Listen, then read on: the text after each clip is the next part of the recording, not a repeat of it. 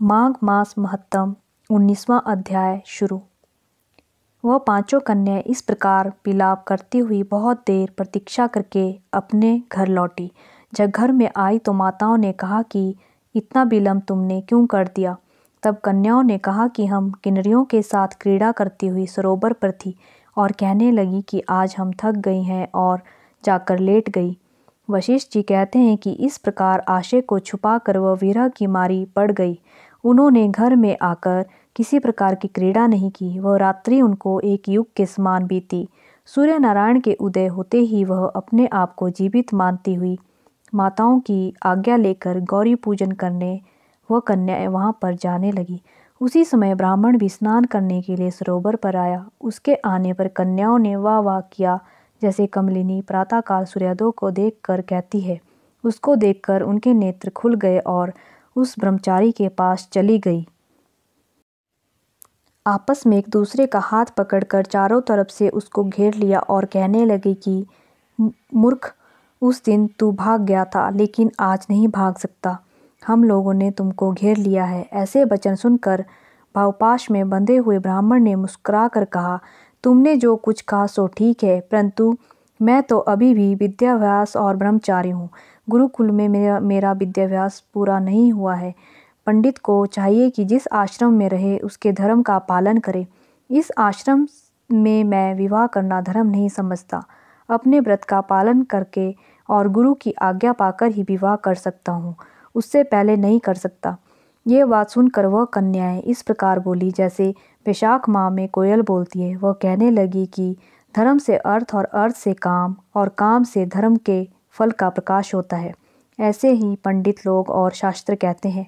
हम काम सहित धर्म की अधिकता से आपके पास आई हैं, सो आप पृथ्वी के सब भोगों को भोगिए। उस ब्राह्मण ने कहा कि तुम्हारा वचन सत्य है, किंतु मैं अपने व्रत को समाप्त करके ही विवाह कर सकता हूँ, पहले नहीं कर सकता। तब वे कन्याएं कहने लगे कि तुम मूर्ख हो। अनोखी औषधि, ब्रह्म बुद्धि, रसायन सिद्धि, अच्छे कुल की सुंदर स्त्रियां तथा मंत्र जिस समय प्राप्त हो तब ही ग्रहण कर लेना चाहिए। कार्य को टालना अच्छा नहीं होता। केवल भाग्य वाले पुरुष ही प्रेम से पूर्ण, अच्छे कुल से उत्पन्न, स्वयं वर चाहने वाली कन्याओं को प्राप्त करते हैं। कहाँ हम अनोखी नारियां, कहाँ आप तपस्वी बालक। यह बेमेल का मेल मिलाने में विधाता की चतुराई ही है। इस कारण आप हम लोगों के साथ गंधर्व विवाह कर लें। उनके ऐसे वचन सुनकर उस धर्मात्मा ब्राह्मण ने कहा कि व्रती रहकर इस समय विवाह नहीं करूँगा, मैं स्वयंवर की इच्छा नहीं करता। इस प्रकार उसके वचन सुनकर उन्होंने एक दूसरे का हाथ छोड़कर उसको पकड़ लिया।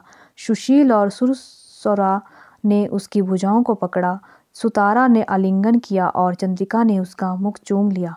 परंतु फिर उसने क्रोधित होकर उनको श्राप दिया कि तुम डायन की तरह मुझसे चिपटी हो, इस कारण पिशाचिनी हो जाओ।